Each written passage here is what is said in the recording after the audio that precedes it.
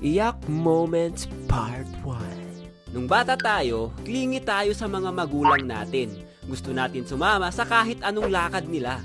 Pero syempre hindi sa lahat ng oras sinasama tayo. Minsan mang-scam pa sila. Ma, sama ako bukas sa town. Sige, basta matulog ka ng maaga ha, para makasama ka bukas. The next day. Ma!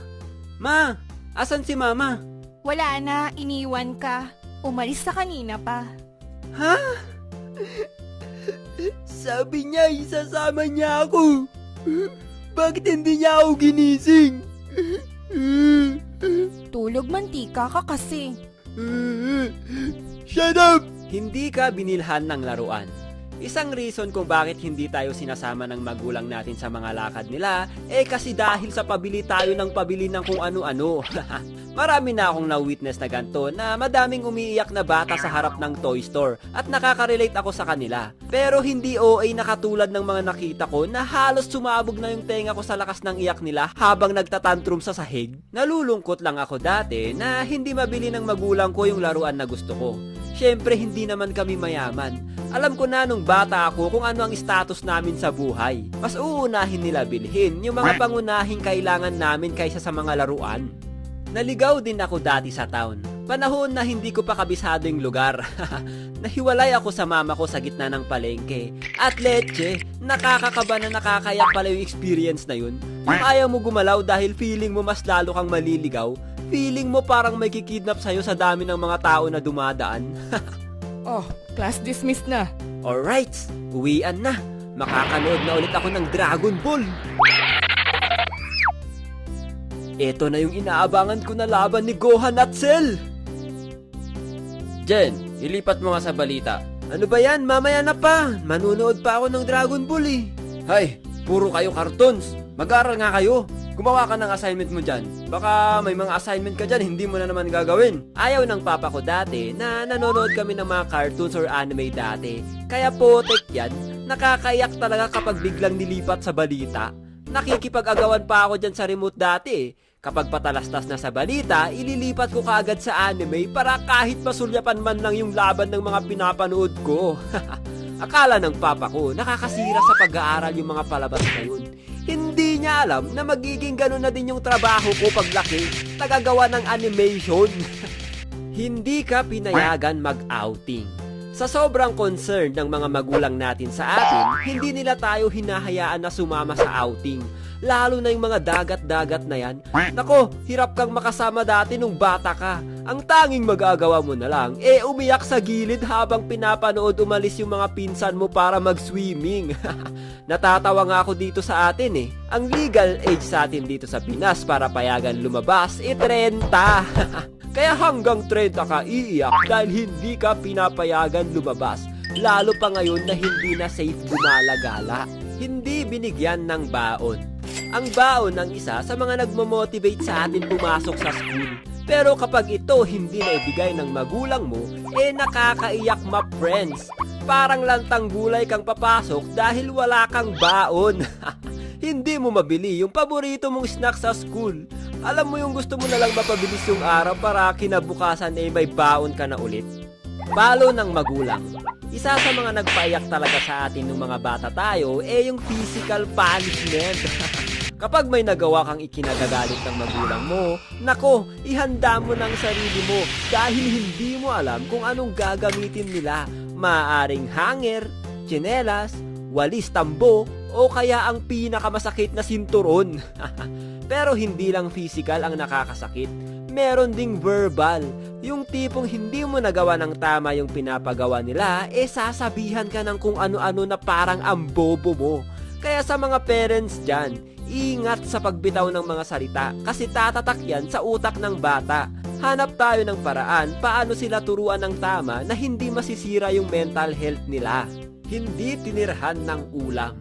Alam niyo ba kung gaano nakakasakit sa damdamin kapag hindi ka tinirhan ng ulam? Yung nakita mo yung mga buto-buto sa hugasin, naamoy mo yung ulam na fried chicken tapos nung ikaw na yung kakain, walang natira. Sabay sasabihin pa sa'yo na, Ayan kasi, bakit late ka kasi umuwi? Magluto ka na lang dyan ng itlog. Itlog ang iluluto ko. Pagkatapos niyong ubusin yung fried chicken, ito ang ipapaulam niyo sa akin. Mga walang pusa. Ang dami mong reklamo. Buti nga may itlog pa dyan eh. Ma, gusto ko rin magulam ng fried chicken. Kinain nila yung tinabi mong pagkain. Nung bata tayo no, kahit anong tago natin sa mga bagay na gusto natin itago, nahahanap pa rin ito ng mga kapatid mo. Ito ang isang nakakaiyak kapag may mga kapatid kang walang paki sa damdamin mo. Kaya kapag may tinago kang chocolate sa ref, o may tinira kang pagkain, nako, expect mo nang kukunin nila ito at kakainin. Kahit alam mo kung sino ang kumuha, ang sasabihin nila, Wala ka namang pruweba eh. Bakit ako ang pinagbibintangan mo? kaya ang sarap umaway ng kapatid dati eh. De, joke lang. Nahulog yung pera mo. Alam ko halos lahat tayo naka-experience makawala ng mahalagang bagay. At isa na doon ang pera. Pinakamalaking pera na nawala ko dati nung bata ako 1,000. Sobrang sakit ma friends kasi yung 1,000 dati napakalaking pera nun. Potek yan, makakailang overnight na ako sa com shop nun. Nahulog yung ice cream sa cone. Na-experience nyo na din ba to? Yung excited ka bumili ng ice cream tapos yung dinilaan mo na, humiwala yung ice cream sa cone at nahulog sa sahig. Mapapatulala ka na lang habang tinititigan yung ice cream sa sahig eh. Ito yung pagkain na hindi effective yung pwede pa to, wala pang 5 minutes. Dahil panigurado, madaming dumi na ang dumikit sa ice cream. Magprito ng isda. Isa sa mga paborito kong ulam, pritong bangus. Pero minsan, nakakaiyak magluto nito kasi ang sakit sa balat yung mga talsik ng mantika. Malas mo pa kapag madaming mantika yung tumalsik sa'yo kasi posibleng magtubig ito. Tapos kapag hindi mo iningatan at aksidentally nabalatan, nako ang hapdi niya ma-friends. Mapapaluha ka na lang sa sakit. Kaya nakakatuwa nung meron ng air fryer hindi ka na matatalsikan. Pero kapag wala ka nito, nako, balutin mo na yung sarili mo ng kung ano-ano o kaya gumamit ka ng napakahabang tong para hindi ka maabot ng mantika. Paghiwa ng sibuyas. Dati nagtataka ako bakit ako pinapaiyak ng sibuyas na to. At nung ni-research ko, kapag hinihiwa pala daw ito, may chemical reaction na nagpo-produce ng gas na tinatawag na synpropanethyl S-oxide na nakaka-irritate sa mata natin, kaya tayo naiiyak. O, di ba? Parang life lang kapag sinaktan mo ang taong mahal mo, tapos bigla kang iniwan, ngayon iiyak-iyak ka? Ha? Ano? Ano? Tulad ng sibuyas. Kapag sinaktan mo siya, papaiyakin ka, ganun. So kapag sinaktan mo ko, papaiyakin kita. Depende kung anong gagawin mo sa akin. Kapag sinaktan mo ko, magkakaroon ako ng chemical reaction at magpo-produce ako na tinatawag na ipagpapalit kita sa mas pogi oxide. Aray! Sili. Na-experience nyo na din ba yung naghawak kayo ng sili o kaya nagpisil kayo ng sili tapos accidentally nyo nahawak sa mata nyo? Nakakaiyak, diba? Naalala ko pa kapag ganun daw ang nangyari, hugasan mo daw ng tubig o kaya ng gatas. Meron din kaming trip dati nung bata kami na wag nyong gagayahin. Yung nagpapatibayan kami na kaya namin yung hapdi ng Vicks kapag ilalagay sa mata. Hindi ko alam kung anong pumasok sa isip namin dati bakit namin ginawa yun. Ang sakit sa mata nito, mapapaluha ka talaga. Delikado sa mata kaya don't try this at home, okay? Pagbalat ng skin sa daliri.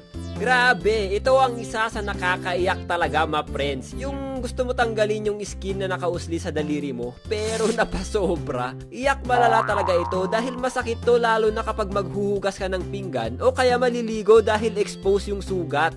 Kapag nangyari ito sa inyo guys, kailangan nyo na ito agapan kasi kapag na-infection yan, mas lalong masakit. Posible magkanana pa yan. Based on my experience, my friends.